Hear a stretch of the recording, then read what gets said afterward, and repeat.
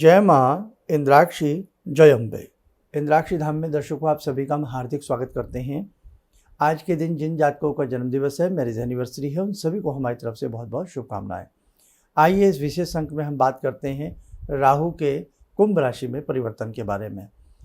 कुंभ राशि में राहु जब परिवर्तित होते हैं तो विशेष प्रकार का ये एक विशेष फल प्रदान करते हैं। डरने की आप सबको कतई आवश्यकता नहीं है, बस कुछ मात्र उपाय कर लीजिएगा, आपको आपके जीवन में एक बहुत बड़ा परिवर्तन नज़र जरूर आएगा।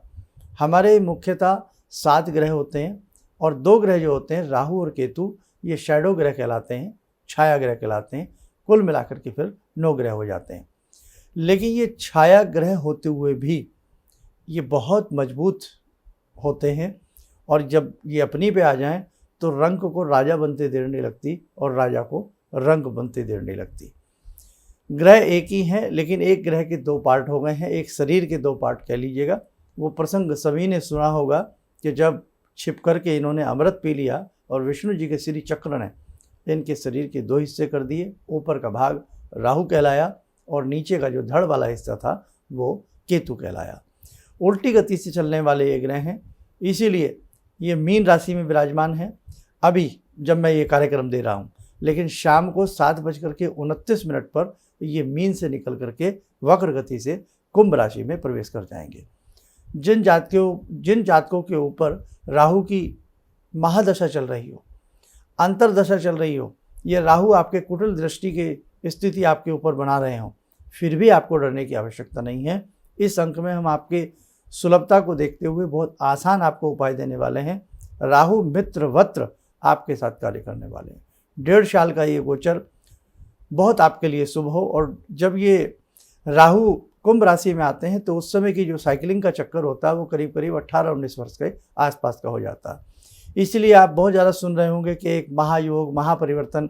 लेकिन बेटा मैं तो यही कहता हूँ, एक बात मेरी बहुत ध्यान से सुनना, कोई भी ग्रह कितना भी परिवर्तन कर ले, कितना मार्गी हो जाए, कितना वक्री हो जाए, यदि आपके कर्म शुभ हैं, आपकी गति अच्छी है, आपकी नीयत अच्छी है, आपकी सोच सच्ची और अच्छी है, आपके कर्म बहुत अच्छे चल रहे हैं, तो आपको कोई भी ग्रह अपने मार्ग से हटा नहीं सकता है, आपके साथ शुभ ही होगा।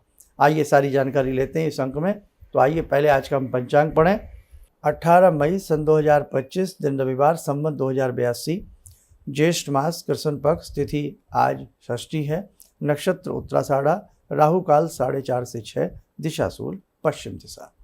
अब सबसे पहले तो शाम को जब राहु राशि परिवर्तन करेंगे तो उस समय आकाशीय ग्रहों की या ग्रहों की क्या स्थिति होगी, आप एक नज़र ये भी देखें। हमने मेष लगन की कुंडली बनाई है। 7:29 पर जब राहु कुंभ राशि में प्रवेश करेंगे उस समय की ये कुंडली है। मेष लगन की कुंडली बनाई गई है। लगन में ही बुध, द्वितीय में सूर्य, तृतीय में बृहस्पति, चतुर्थ में नीच राशि के मंगल, पंचम में यानी कि 5वीं राशि में केतु होंगे और 10वीं राशि में मकर राशि में चंद्रमा, 11वीं राशि में यानी कि कुंभ राशि में राहु और मीन राशि में शुक्र और शनि की युति रहेगी।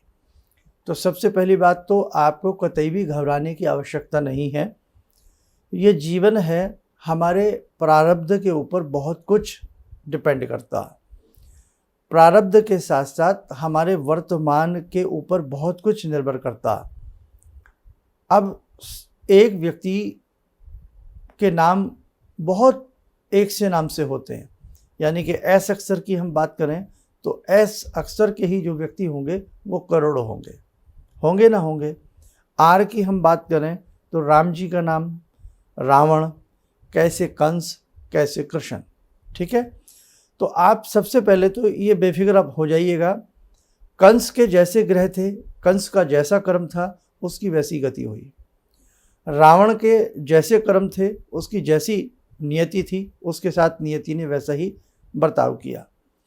तो कहने का भाव वही बात हम सबके ऊपर भी डिपेंड करती है कि हम अपने अंदर देवता की स्थिति उत्पन्न कर लें या हम अपने अंदर असुर की स्थिति उत्पन्न कर लें। बाकी बेटे, अगर हम देवता बन करके चलेंगे, हम शुभ कर्म करेंगे, अच्छे कर्म करेंगे, तो बदलते ग्रहों से मत डरिएगा। और यदि हमारे कर्म बुरे होंगे, हमारी सोच बुरी होगी, फिर तो कभी भी हमारे ऊपर कुछ भी हो सकता है। इसलिए नेक नियति पर चलने वाले व्यक्ति कभी नुकसान में नहीं रहते, विचलित जरूर होते हैं, शुरू में दिक्कतें जरूर महसूस होती हैं, लेकिन आखिरकार सत्य ही विजय होता है। सत्यम शिवम सुंदरम। चलिए अब कार्यक्रम को प्रारंभ करते हैं। तो अब कहने का भाव कुंभ राशि में, कुंभ राशि से जहाँ भी राहु बैठते हैं सप्तम दृष्टि तो उनकी रहती है। तो 7वें स्थान पर जो है, 7वें स्थान पर केतु रहते हैं। अब ये स्थिति जरूरी नहीं कि सभी का कुंभ लगन हो, सभी की कुंभ राशि हो, ये भी जरूरी नहीं है। किसी का कुंभ लगन होगा, किसी का मेष लगन होगा, किसी का मिथुन लगन होगा, ऐसे किसी की मिथुन राशि होगी, किसी की वृषभ राशि होगी, किसी की कोई राशि होगी। सबका अलग अलग स्थिति है और आप बहुत सारी वीडियो सुन के देखिएगा, वक्तव्य भी बहुत लोगों का आपको अलग अलग मिलेगा। तो इसलिए वो सारा वक्तव्य यहाँ ना देते हुए मैं आपके लिए कुछ सुलभ सरल उपाय लेकर के आया हूँ। आपकी कोई भी राशि हो, आपका कोई भी लगन हो, आप ये उपाय करें। और आज जैसे कि मैंने बताया, आज 18 मई है, आज से ही ये राहु का परिवर्तन होने जा रहा है। तो ये उपाय आज संध्या से ही आप प्रारंभ कर सकते हैं, या फिर इन उपायों को आप केवल मात्र 7 शनिवार करें। आपके 7 शनिवार चाहे 6 महीने में पूरे हों, बीच बीच में छोड़ सकते हैं, लेकिन कुल 7 शनिवार करेंगे, अद्भुत आपको लाभ की प्राप्ति होगी। कोई भी आपकी राशि हो, कोई भी आपका लगन हो। ठीक है बेटा। अब दूसरी बात, राहु विषैले ग्रह हैं, इसमें कहीं कोई शक नहीं है। विषैले इन द सेंस, अगर ये सर्प, इनका मुख जो है वो सर्प आकृति का, अगर ये डस लें तो व्यक्ति बचता नहीं है। इसीलिए कालसर्प योग जब बनता है किसी भी जातक की कुंडली में, तो इन्हीं राहु और केतु की कुंडली स्थिति होती है। ऊपर केतु हो गए, नीचे राहु हो गए, या ऊपर केतु हो गए, नीचे राहु हो गए। इन्हीं की स्थिति से आपकी कुंडली में कालसर्प योग का भी निर्माण होता है। तो सभी के लिए राहु जो है शुभता लेकर के आए। कुत्ता, जो साधक कुत्ते की सेवा करता है संध्या के समय, क्योंकि संध्या का जो समय है वो राहु का होता है, और संध्या के ही समय इस बार करीब करीब 18 वर्ष के बाद ये कुंभ राशि में आए हैं। तो संध्या के समय जो भी साधक कुत्ते को दूध पिलाता है, मन ही मन क्या सोच करके ओम राहेव नमः, ओम राहेव नमः बोलिए। और हर शनिवार और बुधवार 2 दिन जरूर मान के चलिए राहु के होते हैं, शनि और बुध। शनिवार की संध्या, बुधवार की संध्या आप कुत्ते की सेवा करिए, कुत्ते को दूध पिलाइएगा। और ख़ास तौर से उन कुत्तों को दूध पिलाइए जो आवारा कुत्ते होते हैं। आपके अपने घर में आपने डॉग रखा हुआ है तो उसकी तो आप सेवा कर ही रहे हैं, लेकिन उसी के साथ साथ जो स्ट्रीट डॉग होते हैं उनको ज़रूर आप दूध पिलाइए, बिस्किट दीजिए, जो भी कुछ वो खा सकते हैं वेज के रूप में, वेज चीज़ें आप उन्हें खिलाइए। आपके राहु आपके लिए प्रसन्न रहेंगे, आपके राहु की भ्रकुटी आपके ऊपर टेढ़ी नहीं होगी, उनकी निगाह आपके ऊपर सीधी रहेगी और वो आपसे प्रसन्न बने रहेंगे। दूसरी बात, आप राहु के बीज मंत्र का जप कर सकते हैं। कब? शनिवार संध्या के समय या बुधवार संध्या के समय। राहु का बीज मंत्र ओम भ्राम भ्रीम भ्रौम से राहेव नमः, इसको आप लिख लीजिएगा, हम इसको लिखवा देते हैं। लिखें ओम भ्राम भ्रीम भ्रौम सह राहेव नमः। इसको आप इसकी एक माला करें, माला आपके पास घर में होगी। माला करनी नहीं आती है तो अंदाजे से इस मंत्र को आप 5 मिनट या 4-5 मिनट जरूर पढ़ें। राहु का ध्यान करें, पश्चिम दिशा की तरफ अपना मुख करके इस मंत्र को आपको जपना है और यही कहना है कि हे राहु महाराज, आपकी कृपा मुझ पर, मेरे परिवार पर, मेरे देश पर, सबके ऊपर बनी रहे। बस आप करिएगा। 7 शनिवार करना है, बीच में गैप आ जाए नो प्रॉब्लम। कई बार कुछ उपाय ऐसे आपको बता दिए जाते हैं कि 40 दिन का उपाय है या 3 महीने का है कि गैप नहीं आना चाहिए। आए तो आए, कोई बात नहीं, आपको इस उपाय में कोई ऐसा नहीं है, लेकिन कुल 7 शनिवार आपको करना है। एक उपाय नोट आउट करिए, 7 तरह का अनाज आपको चक्की से, किसी दुकान से, कहीं ना कहीं से मिल जाएगा। 7 तरह का अनाज ले लीजिए। आपके आसपास कहीं पोखर हो, तालाब हो, बहता पानी हो, कहीं भी हो, मछलियां पानी में होती ही होती हैं। शनिवार की शाम को, मतलब अंधेरा नहीं होना चाहिए, उससे थोड़ा सा पहले आप 7 शनिवार 7.25 किलो 7 तरह का अनाज आप मछलियों को डालिएगा। आपके राहु आपसे अति उत्तमता के साथ प्रसन्न होंगे और उसी समय ये भी आपको बोलना है ओम राहेव नमः या ओम भ्राम भ्रीम भ्रौम से राहेव नमः। ठीक है। अब दूसरी बात, हर व्यक्ति के आसपास पानी नहीं, पोखर नहीं, तालाब नहीं, पानी की वैसी किल्लत है, तो उस स्थिति में आप क्या करें, 7 मुट्ठी 7 तरह का अनाज ले लें। हमने चींटियों के लिए 1-2 रोज पहले भी बताया था 7 मुट्ठी, क्योंकि राहु जो है वो 7वीं स्थिति को ज़्यादा शुभ माना जाता है। अब क्या करें, 7 मुट्ठी आपने 7 तरह का अनाज ले लिया और 7 मुट्ठी अनाज बुधवार की शाम को या शनिवार की शाम को या सूर्य छिपने से पहले, ध्यान रखना ये करना आपको, वो चींटियों को आप थोड़ा थोड़ा ओम राहे नमः बोल करके डालिएगा। हम आपको पूर्णतः विश्वास दिलाते हैं, राहु का नकारात्मक रूप या राहु की नकारात्मक स्थिति का प्रभाव आपके ऊपर कतई नहीं आएगा।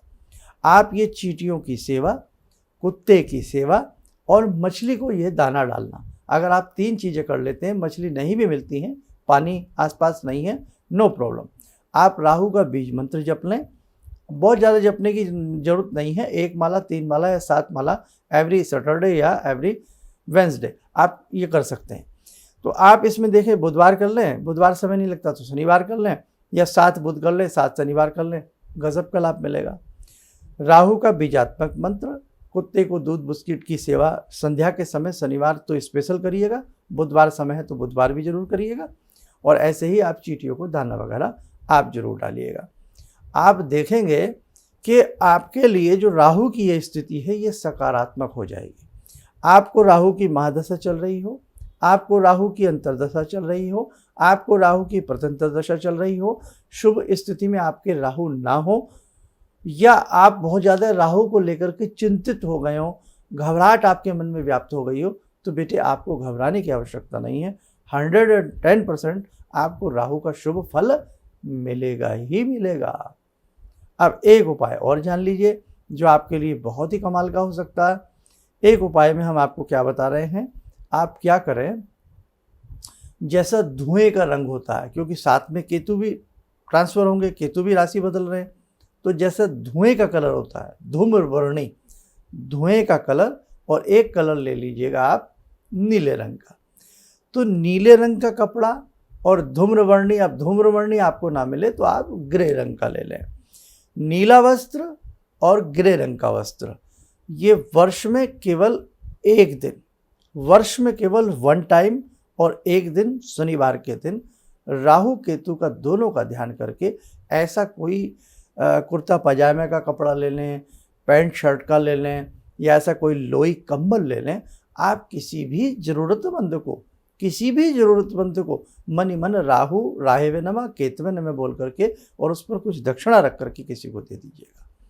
देखो बेटे कैसे आपको सुंदरता के साथ लाभ मिलता है और कैसे आपके राहु केतु आपसे प्रसन्न बने रहते हैं। और जो केतु की जब ग्रह दशा आती हो, केतु की महादशा आती हो या अंतर्दशा आपके ऊपर आती हो, तो लाइनिंग्स वाले वस्त्र आप कम पहने, जिसमें कोई चौकोर खाने बने हों, कोई ऐसा फूल पत्ती सी बनी हो, ऐसे लाइनिंग्स सी हो, तो ऐसे वस्त्र केतु की अंतर्दशा, केतु की प्रत्यंतर दशा में हमें कम से कम पहनने चाहिए।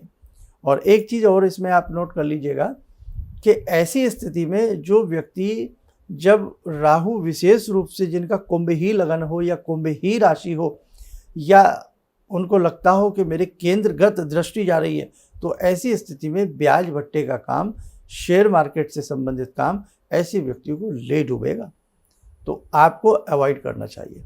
तो बेटा मुझे उम्मीद है जो मैंने राहु से संबंधित आपको ये उपाय बताए हैं आप करेंगे। और एक होता है रांगे का छल्ला, रांग का छल्ला। रांगा बड़ा ही फ्लेक्सिबल होता है, बड़ा ही हल्का धातु होती है और बड़ी मुलायम सॉफ्ट धातु होती है।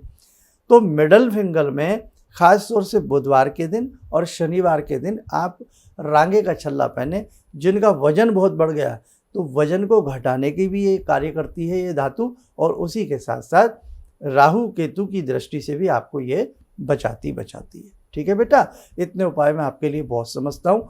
और फिर आपसे चलते चलते कहूँगा, किसी भी तरह से आपको पैनिक लेने की आवश्यकता नहीं है, पैनिक होने की आवश्यकता नहीं है, किसी भी तरह से आपको डरने की आवश्यकता नहीं है, किसी भी वीडियो को सुनकर के आपको घबराने की आवश्यकता नहीं है। अगर आपके कर्म अच्छे हैं, आपकी सोच अच्छी है, आपका कोई कुछ नहीं बिगाड़ सकता। तभी तो कहते हैं, कई बार पूरी बस खाई में गिर जाती है और एक व्यक्ति बच जाता है या कुछ व्यक्ति बच जाते हैं, पूरी नाव पानी में डूब जाती है, अनेकों मर जाते हैं और कुछ ना कुछ बच जाते हैं। तो बेटे, मारने वाले से ज़्यादा बचाने वाला बहुत बड़ा होता है। इसलिए आप जाको राको साइयाँ, मार सके ना कोई, छोटी छोटी बातों को लेकर के घबराया ना करो। ये ग्रह तो सदियों से बदल रहे हैं और ये बदलते रहेंगे। कल हम रहें ना रहें, हम आप रहें ना रहें, तो भी ये ग्रहों की चाल बदलती रहेगी। लेकिन आफ्टर डेथ हमें भगवान के शरण में जाना है, इसलिए शुभ कर्म करना और बिल्कुल आपको नहीं घबराना। जो भगवती का पाठ करते हैं, जो हनुमान जी का पाठ करते हैं, हनुमान चालीसा आदि पढ़ते हैं, तो उन्हें तो वैसे भी राहु केतु से कोई घबराने की आवश्यकता होती नहीं है। तो आइए सभी के लिए भगवान बटुक भैरव जी से प्रार्थना करते हैं कि हे भैरव भगवान, क्योंकि जो भैरव की बहुत अनन्य तरीके से पूजा करते हैं ना, तो राहु उनसे बड़े प्रसन्न बने रहते हैं। तो आइए भैरव जी की साधना से जुड़ें।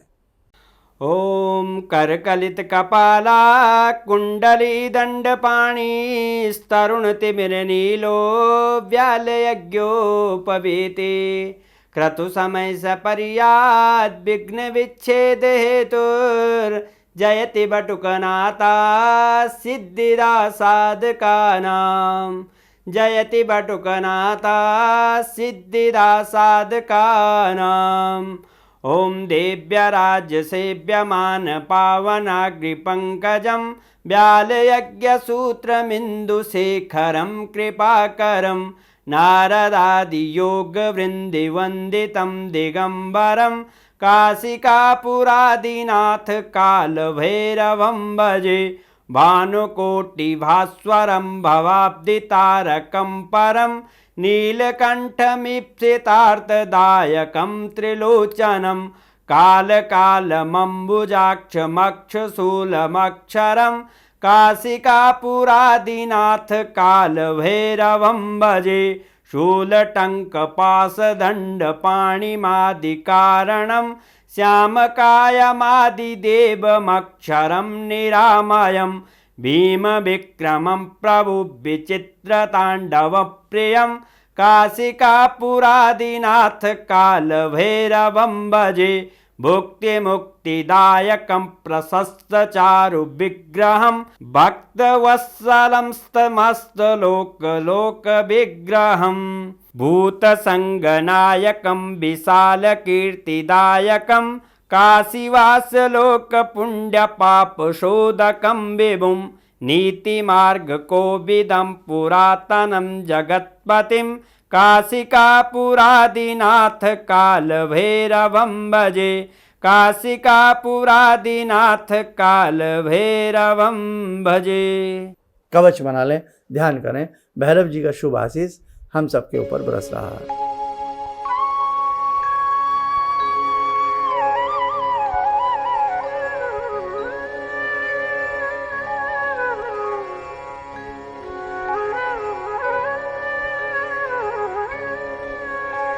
ओम बोलते हुए नेत्र खोलें, सामान्य हो जाए। देखो साधकों, बेटे हिम्मत से काम लेना, जीवन है ये। बहुत कुछ कई बार फेस करने को हमें मिलता है, लेकिन हम थोड़ा सा हौसले से काम लें तो विजय श्री हमें प्राप्त होती है। चलिए, आप सब लोग स्वस्थ रहें, सुखी रहें। इन्हीं शुभकामनाओं के साथ हम अपनी वाणी को विराम देते हैं। जय जय अम्बे। भगवान से जुड़ो और भगवान से जुड़ने का जरिया आपने बताया, बहुत अच्छा लगा, बहुत धन्यवाद। और सनातन धर्म को जिंदा रखने के लिए आप जो प्रयास कर रहे हैं बहुत सराहनीय है। हम लोग को मौका मिला है, हम लोग भाग्यशाली हैं जो आपके करीब आने का हम लोग को मौका मिला है। किसी भी समस्या के समाधान के लिए मिले प्रसिद्ध हस्तरेखा एवं वास्तु विशेषज्ञ प्रोफेसर धर्मेंद्र शर्मा जी से। नोट: शिविर में भाग लेने हेतु एवं व्यक्तिगत रूप से मिलने के लिए कॉल करने का समय सुबह 10 बजे से शाम 6 बजे तक। हमारे विभिन्न ज्ञानवर्धक कार्यक्रम देखने के लिए आप हमें अभी सब्सक्राइब करें, बेल आइकन को प्रेस करें ताकि आप देख सकें हमारा कार्यक्रम सबसे पहले। और अधिक जानकारी के लिए फेसबुक पेज को लाइक करना न भूलें।